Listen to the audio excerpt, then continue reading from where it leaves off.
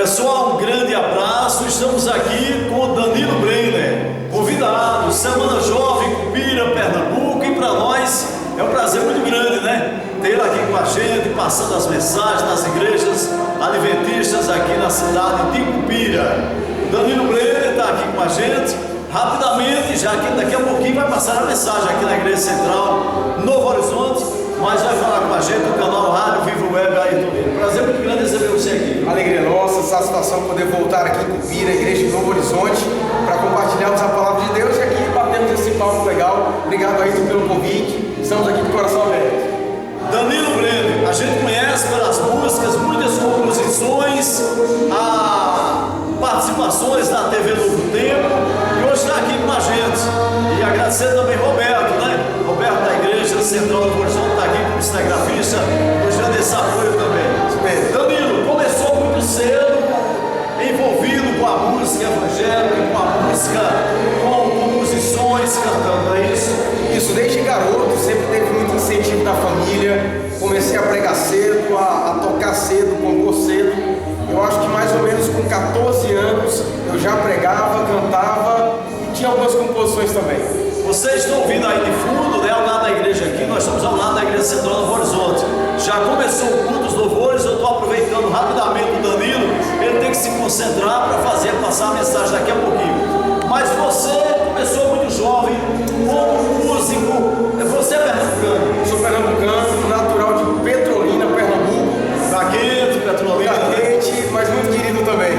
Então, Danilo, de Pernambuco, eu tenho conhecimento, você foi para Bahia estudar isso? Exatamente, passamos 4 anos lá, algumas experiências evangelísticas em alguns lugares do país. Depois fomos chamados para Pernambuco e começamos nosso ministério aqui em Araripina, depois Cupira, depois Caruaru, depois Fortaleza, e foram anos abençoados. Você começou a cantar com que idade? Olha, eu cantava já com 10 anos de idade, foi a idade que me batizei, e eu cantei no meu batismo. Agora, eu não cantava bem, eu gostava de cantar, mas Deus foi desenvolvendo o dom e graças a Deus a gente louva o Senhor até hoje. Colocando a voz, as composições, a inspiração para cantar. Deus em primeiro lugar, claro, né? Bem. Porque tem que amar para poder querer mostrar, falar para as pessoas. Mas as inspirações surgem assim de repente, né? Como estamos agora aqui. Mais ou menos assim. Às vezes você está passando por um momento e aí surge uma canção. Às vezes Deus coloca no seu coração e você pega a caneta, começa a compor. É maravilhoso saber que Deus abençoa e usa essas composições para tocar o coração das pessoas. Danilo, em torno aí de 100 composições, eu estou enganado, mais ou menos por aí. Eu acho que tem mais. Eu acho que eu vou chegar perto das 300. Antes, a gente, quando começava a compor, quantos discos gravados? Depois das plataformas digitais, a gente não pergunta mais isso. É verdade. Discos? Mas tem muitas músicas gravadas. Eu gravei 2 discos. Nas plataformas digitais tem algumas músicas, mas estou em dívida. Mas já temos um projeto em andamento, tanto um projeto para adultos como um projeto para crianças, de músicas infantis que a gente está lançando aí. Eu estou resumindo o bate-papo aqui com o Danilo Brenner, né, porque ele está se concentrando para a mensagem aqui a pouquinho, que o culto já começou aqui na Central. Eu vou dizer a data aqui, estamos 30 de julho de 2023, Semana Jovem Cupira, concluindo, hoje tem batismo aqui na igreja, bastante movimentada. Você tem passado a mensagem em outras igrejas adventistas aqui em Cupira também. Agora, Danilo, pastor, quando começou a primeira, você agora está formado como pastor, por onde passou? Rapidamente, eu me formei com 22 anos, fui chamado e fomos para Araripina, uma cidade do interior do Pernambuco. Fomos muito abençoados lá, ficamos 2 anos, depois 2 anos em Cupira, agora casado com a Daniela. Depois fomos para Caruaru, ficamos 2 anos lá, tivemos o Isaac. Depois fomos para Fortaleza, também 2 anos lá, tivemos o Benjamin. E Deus tem nos abençoado de forma maravilhosa. Estamos seguindo o ministério voluntário, pregando, compartilhando a palavra, cantando também. E Deus tem nos abençoado de maneira grandiosa. Eu assisti você na TV Novo Tempo, Caixa de Música. Como foi chegar no Novo Tempo, aquele programa com o Wesley? Repercussão grande a nível nacional, né? Já tive a oportunidade de estar no Caixa de Música 3 vezes e cada vez uma experiência diferente. E é muito bom a gente ver a estrutura do lugar. Afinal, é a nossa igreja ali que propaga a salvação através da televisão, através da TV Novo Tempo, né? Então estar ali é uma emoção muito grande. usado aquele canal e poder contribuir com as nossas composições é uma bênção de Deus. Danilo Breno está aqui com a gente, prazer muito grande receber você aqui no nosso Alegria canal, nossa. acompanhar o seu trabalho, está aqui, daqui a pouquinho, vendo sua mensagem, já acompanhei a mensagem aqui que vira através da internet, das outras igrejas, então a gente realmente vê que você, o Espírito Santo que trabalha nas mensagens, toca o coração das pessoas, é um instrumento de Deus. Agora, o que Danilo Breno está fazendo hoje, onde está? Olha, estamos morando em Petrolina, Pernambuco. Temos aqui algumas empresas, nós temos parcerias. Deus tem aberto portas grandiosas, tanto no ministério voluntário que está pregando, sendo convidado, quanto no ministério musical que ainda acontece de forma paralela, onde a gente faz, apesar de não estar atuando profissionalmente na igreja, Deus tem usado o nosso trabalho como ministério para propagar a salvação e a gente só tem a agradecer a Deus. Eu não vou perguntar quais, mas qual a música que você mais gosta de cantar, o que não pode faltar e que o pessoal pede? Maravilha, tem uma música que eu gosto muito de cantar, que ela sempre toca o coração, é a música Quando Você Chorar. Inclusive hoje aqui no culto estaremos cantando essa canção. Quando você chora, só uma palhada, só uma Uma outra música que é difícil, mas ela fala que quando nós choramos, Deus está do nosso lado para enxugar nossas lágrimas, e mesmo que a gente não veja, apesar dos desertos da vida, Ele está conduzindo a nossa jornada. Tem um barulho grande que vocês estão ouvindo aí, mas a gente está conseguindo superar, né? Captar a voz com certeza. Danilo Brenner, prazer muito grande receber você aqui. Deixa uma mensagem para a Central do Horizonte, toda a Cupira, claro, mas nós estamos aqui para os irmãos que vão acompanhar daqui a pouquinho a sua mensagem aqui da Central Adventista do Horizonte de Cupira. Deixa a mensagem aí. Meu irmão Ayrton Lira, muito obrigado pelo convite, compartilhar com vocês aqui um pouco da nossa experiência.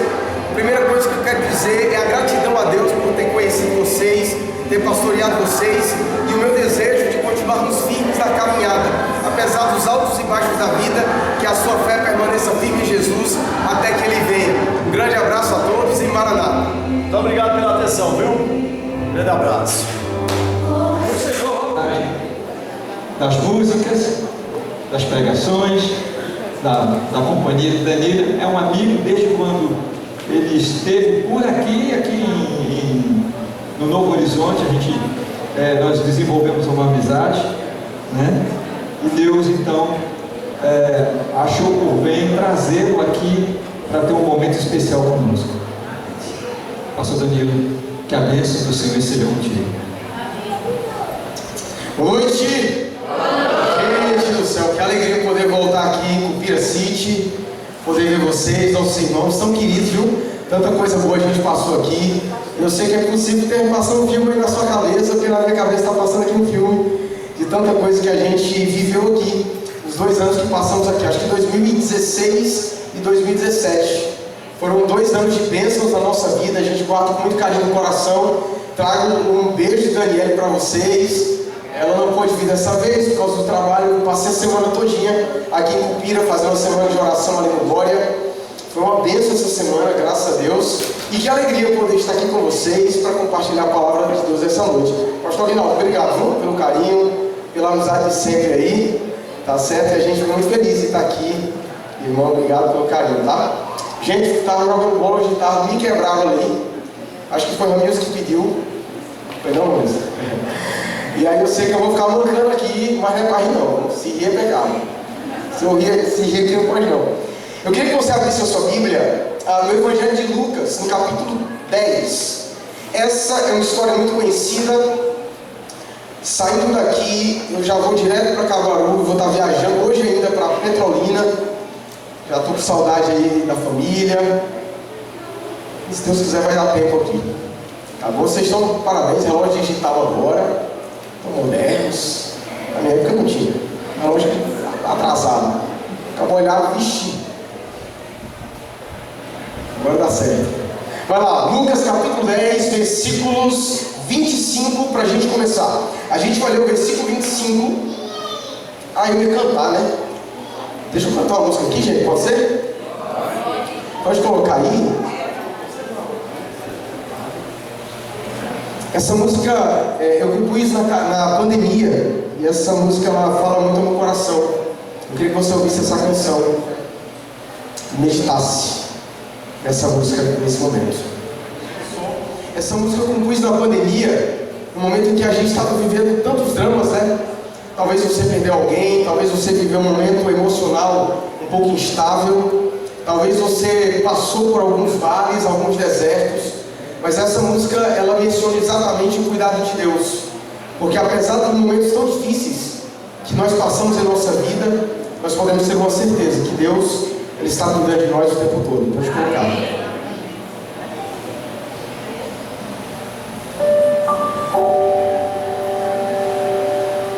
E diz na letra dessa canção, essa música é Deus falando para você, é o recado de Deus falando para você.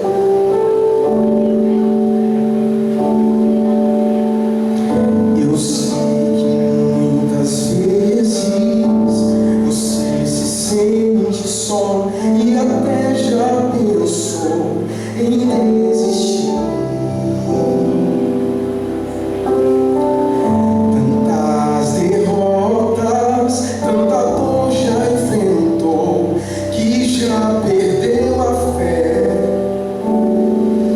Contigo estou, e mesmo se estiver distante, eu te acharei. A minha graça te persegue, o meu amor é sem limites. Eu não desisto de você, meu filho. O meu perdão já te lavou dos seus pecados. Começo hoje uma nova história, tenho novos planos pra você. Tenho novos sonhos pra você. Quando você chorar, quero enxugar as suas lágrimas, e você vai ver, novo sol vai nascer. E quando tudo falhar, a minha mão te guiará pelo deserto. Que nunca esteve só, eu estava lá. Deus estava presente em cada momento da sua vida, a cada noite em claro, a cada dificuldade, a cada vez que você chorou, Ele estava lá. E mesmo se estiver distante, eu te acharei. A minha graça te persegue, meu amor é sem limites. Eu não desisto de você, meu filho. O meu perdão já te lavou dos seus pecados. Começo hoje uma nova história, tenho novos planos pra você. Tenho novos sonhos pra você. Quando você chorar, quero enxugar as suas lágrimas, e você vai ver, novo sol vai nascer. E quando tudo falhar, a minha mão te guiará pelo deserto.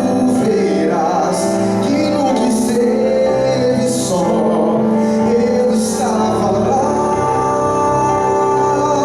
Pois sou o Deus da tua vida, eu sou o Deus da tua família, eu sou o Deus que te restaura e te toma pela mão. Eu sou o Deus da tua vida, eu sou o Deus da tua família, sou teu refúgio, teu amparo, te sustento com minha destra, que é fiel.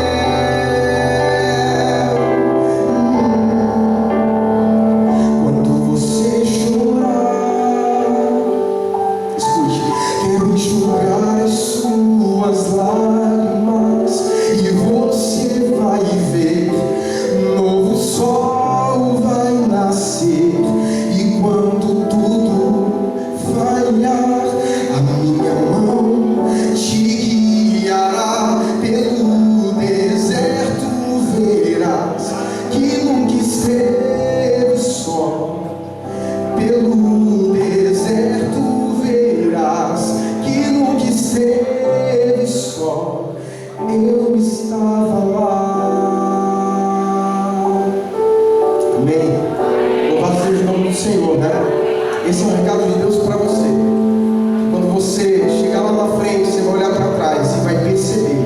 que Deus estava conduzindo cada fase da sua história. Em breve em todas as plataformas digitais. Vai ser, não? Vamos lá, gente. Lucas capítulo 10, versículo 25. Quem achou diz amém. Amigos, o texto diz assim: eis que certo homem, intérprete da lei, se levantou com o intuito de pôr Jesus à prova. Ele disse: mestre, o que farei para herdar a vida eterna? Para um pouco, olha para mim. Vamos fazer uma oração? Feche os seus olhos. Querido Deus, que alegria poder voltar aqui a Cupira e agora estar na igreja do Novo Horizonte. Que nessa noite o teu Espírito fale no nosso coração. Que nesse momento cale-se o homem e que a palavra de Deus possa falar aquilo que precisamos ouvir.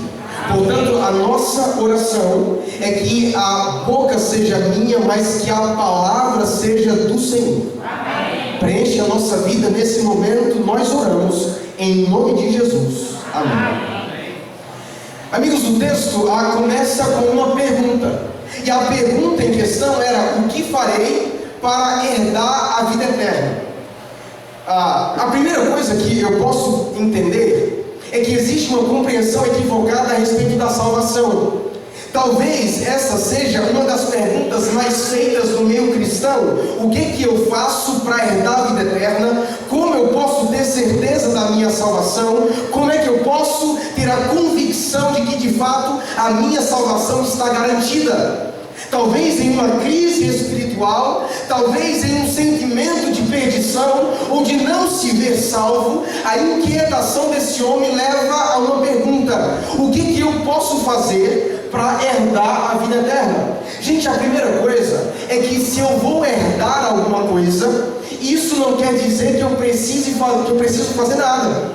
Aliás, quando eu herdo porque eu sou filho de alguém que tem algo para me dar por herança. Se eu vou receber a salvação, não quer dizer que eu precise fazer nada, porque esse não é o nosso papel na salvação. Se nós vamos herdar, é porque nós somos filhos de alguém que pode nos dar uma herança. Aquele homem está tendo uma compreensão equivocada, porque ele está olhando por uma perspectiva humana e ele está querendo encontrar o que ele pode fazer, onde os seus esforços podem o levar. Ele está preocupado em comportamento, ele está preocupado em conduta, ele está preocupado em um checklist moral, onde ele pode assinalar que está fazendo o necessário para ser salvo. Aqui é um problema, porque existe uma compreensão equivocada a respeito da salvação. E é possível que algumas pessoas ainda hoje se apropriem desse tipo de pensamento, entendendo que a salvação é um conjunto de coisas que eu posso fazer. Gente, outro dia eu fiz uma enquete aqui no meu Instagram, olhando para a história da mulher adúltera, e a pergunta era: estaria ela salva em Jesus dizer eu não te condeno, ou estaria ela salva em ir e não pecar mais?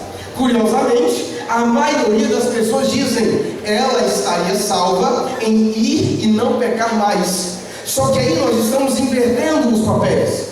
Estamos olhando o fruto da salvação antes da salvação em si. Porque pensa comigo, se Jesus não condena, quem vai condenar? Romanos diz: quem intentará condenação contra os eleitos de Deus? Quem os condenará? É Cristo quem os justifica. Se Jesus tira a culpa da mulher e oferece perdão, a salvação acontece naquele momento. O ir e não pecar mais agora é um resultado da salvação. A busca pela santidade, a busca pela santificação, a busca de um crescimento, um amadurecimento espiritual são atributos da salvação que Deus opera em nós.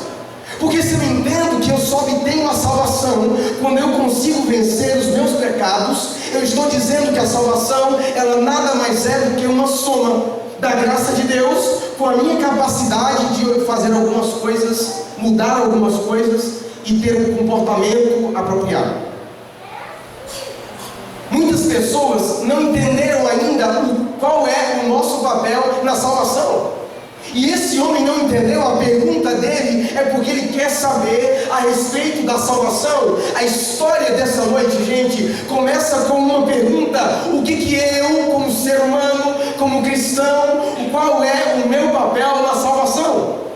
E Jesus vai contar uma história para ele. Olha para a tua Bíblia, Lucas ainda capítulo 10, no versículo 30. Dá uma olhada na tua Bíblia por bondade.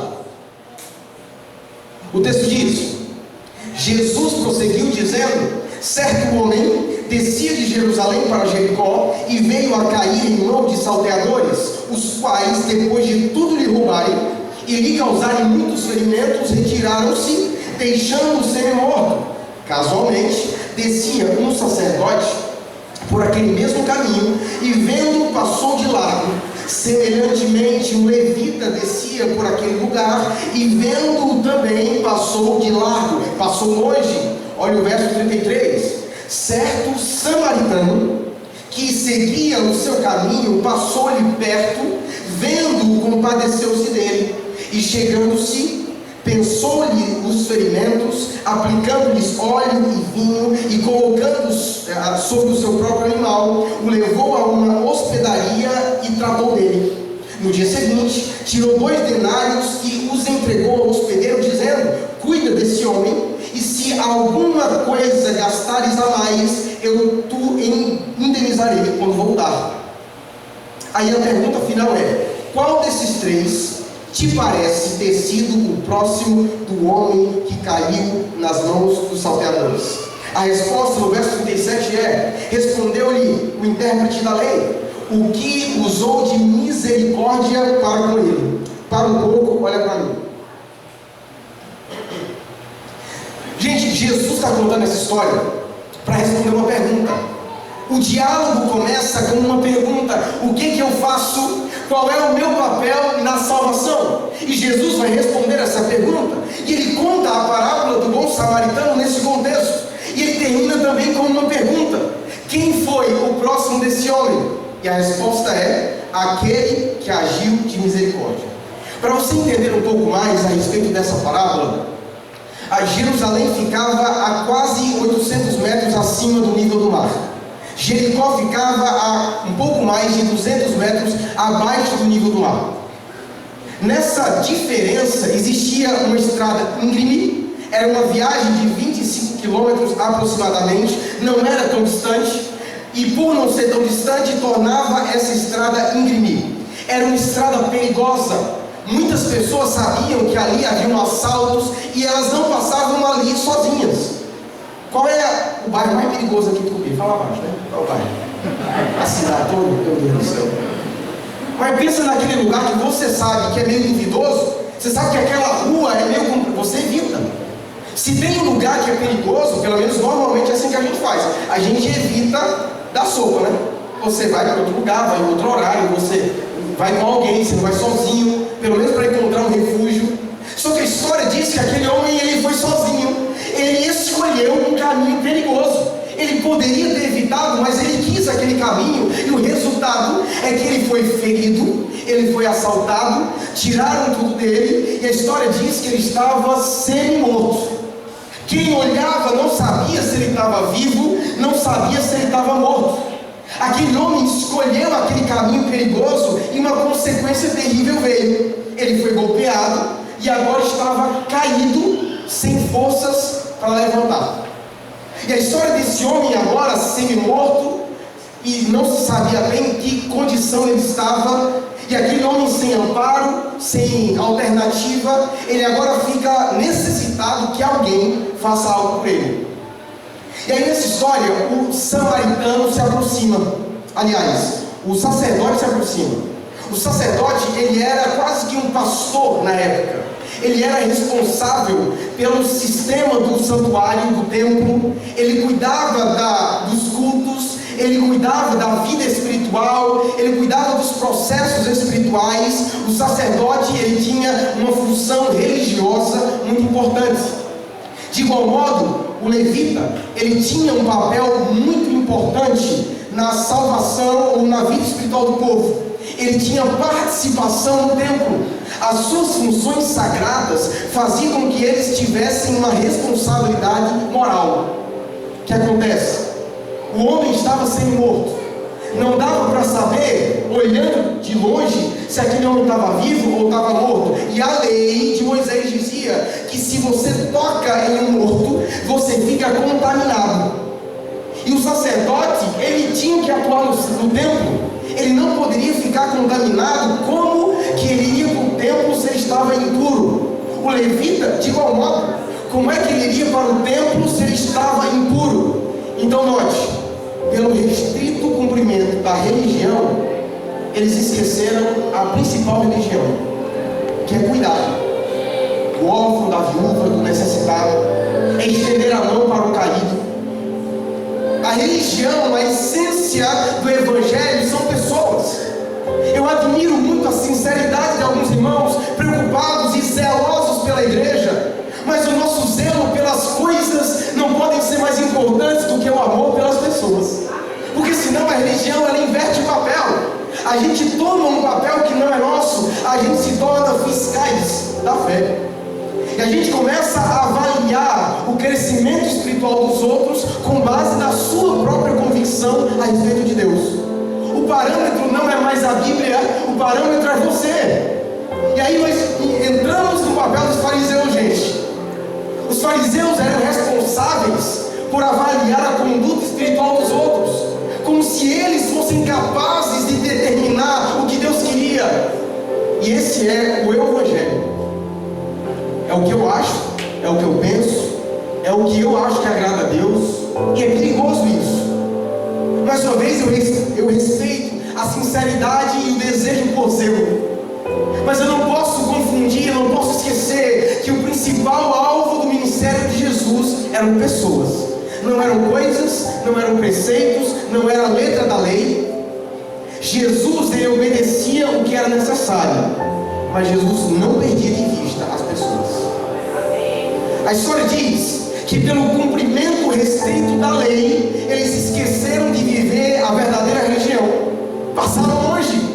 Indiferença, o teu problema é teu, segue a tua vida, cada um com o seu problema. Indiferentes.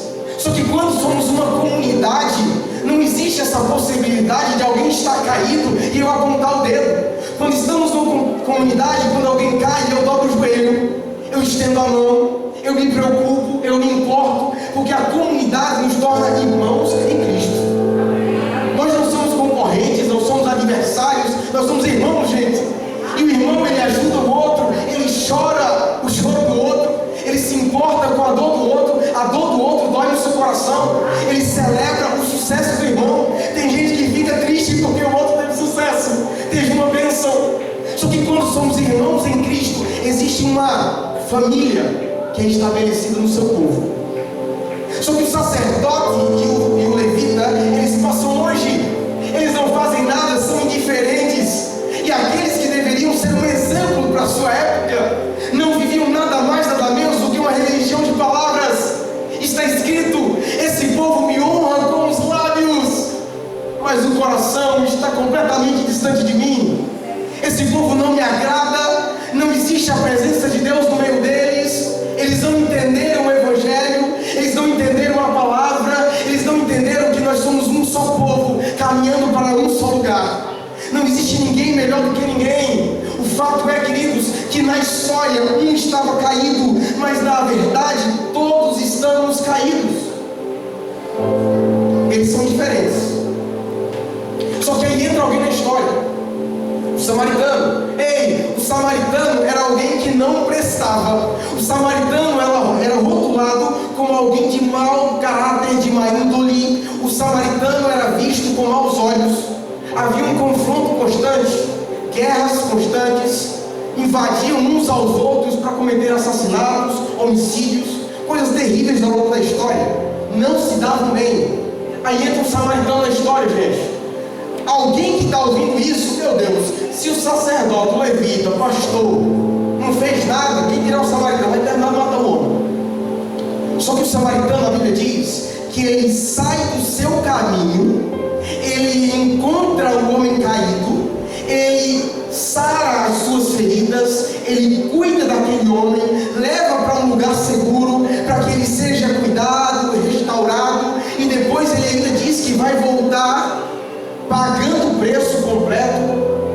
a saúde daquele homem seja restaurada. Aí Jesus termina com uma pergunta, tá? Você lembra da primeira pergunta? O que eu faço para herdar a vida eterna? Aí Jesus termina com uma pergunta: quem foi o próximo desse homem? Aí ele diz: aquele que agiu de misericórdia. Gente, para terminar, e para você entender aonde eu quero chegar nessa noite, existe algo revelado aqui para nós sobre essa resposta à primeira pergunta. Afinal, o que eu faço para herdar a vida eterna? Aí Jesus conta a história. Sabe o que você faz para herdar a vida eterna? Eu vou te falar: nada. Porque você é o homem caído no meio do caminho. Essa é a história da humanidade. Porque nós escolhemos um caminho perigoso, um caminho de queda, uma descida. Saímos de um lugar perfeito e escolhemos um lugar de pecado. Por nossa escolha irresponsável, andamos por um caminho perigoso, porque nós escolhemos esse caminho e a consequência veio. O inimigo entrou na nossa história, ele nos golpeou e nos feriu de morte, porque está escrito: estávamos mortos em nossos pecados e delitos. E se existe uma verdade, é que nós não podemos fazer nada, gente, absolutamente nada pela nossa salvação, porque nós somos o homem caído. E se você está morto por seus pecados, você não pode se levantar. A religião, o máximo que ela pode fazer é passar longe. Mas a religião por si só, ela não pode salvar você. Ela não é capaz de mudar a sua condição. Ela não é capaz de reverter o cenário da sua vida. A religião fria, vazia, ela por si só não tem a capacidade de transformar o seu estado de morte em vida. Mas a história conta alguém que entra na história, que sai do seu caminho e encontra o nosso caminho, o samaritano. E a verdade, amigo, é que esse samaritano é Jesus. Porque um dia ele nos viu caídos, semi-mortos em nossos pecados e delitos. E ele sabia que a religião ela não podia fazer nada por nós. Ele sabia que nós mesmos não tínhamos capacidade de levantar, não tínhamos força moral para nos levantar. Mas ele entrou no nosso caminho, ele sarou nossas feridas, ele limpou nossa sujeira, ele pagou o preço pela nossa recuperação e ele prometeu voltar para nos encontrar outra vez. Essa é uma história sobre Jesus e sobre a nossa salvação. Nós somos salvos não pelo que fazemos, somos salvos porque Ele agiu com misericórdia, porque Ele nos alcançou com sua preciosa graça. Ele nos tira de uma condição de mortos e nos fez reviver em Cristo. Ele sarou as nossas feridas causadas pelo pecado. Ele limpou a nossa mancha causada pelo pecado. Ele pagou o preço que era necessário e prometeu voltar para nos encontrar outra vez. Amém. Jesus responde a pergunta, né? O que é que eu faço para herdar? Filho, você não fez nada e nem vai fazer, mas eu já fiz tudo quando eu te encontrei. Amém. Fui eu quem vi você caído. Fui eu quem vi as sequelas do pecado no seu coração. E eu decidi entrar na sua história para mudá-la.